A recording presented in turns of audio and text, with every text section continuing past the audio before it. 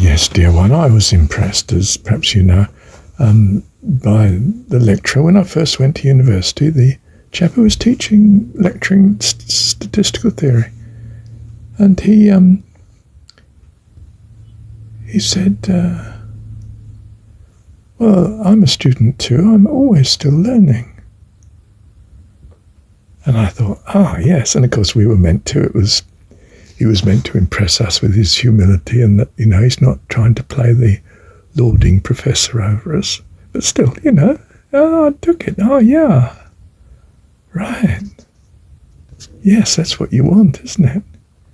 We're all on a frontier moving towards where we're going. And he's further along the course, of course, but there's heaps that he wants to get into, and he wants to know, and he's trying to find out. And so you felt this was a chap who was really learning and had something to teach. And that is it. I mean, if you combine that with I want to inspire, I'm learning with them. They are inspired by the fact that it's fresh and new to me. I can teach lecture 101 or teach the classes, or, dozens of times. It makes no difference. I still get lots out of the lesson. I'd put it in a different way. I'd think of, I wonder why I thought that was so obvious, or, wow, that's not as clear as it should be, is it? And, I didn't realise that could be ambiguous, and so on. It's alive, you see. And if it's alive for you, then it becomes alive for them, and you're learning together, and they feel the excitement of it's real to you, it becomes real to them. That's my ideal way of teaching, lecturing, and I don't like to call it teaching or lecturing. No, they've both got negative connotations now because of our incompetence in doing both. But if you make that incompetence a blessing, that you're learning with them, then you come alongside, and you're a friend, good friend who's trying to help as well, of course.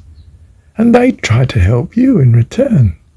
They forgive you the mistakes, the stumbling, the pauses. They forgive you the fact that you're of a different generation, different culture perhaps even. But because we're friends, there's this loving relationship. That's what we want.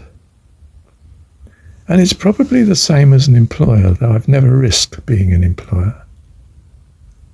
But, we want not a dominance, not a superiority, not a pyramid structure, not a pyramid structure.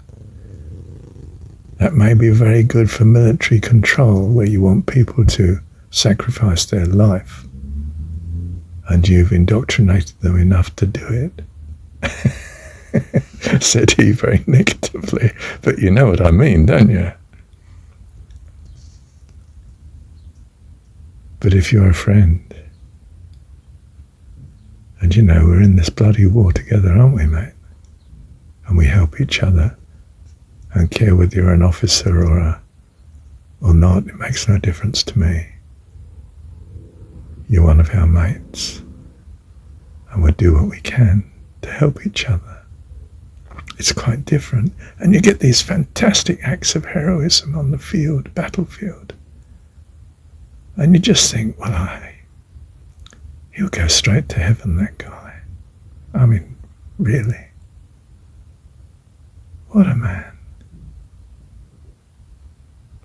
And so we find the most awful things like war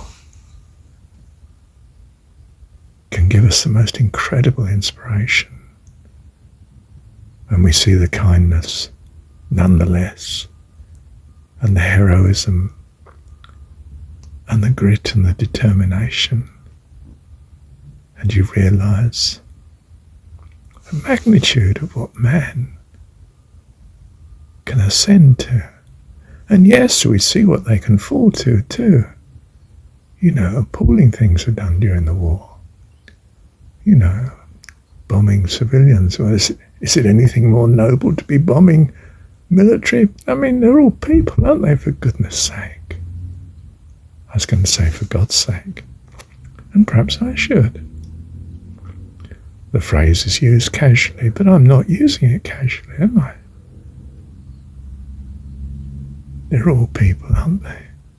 For God's sake.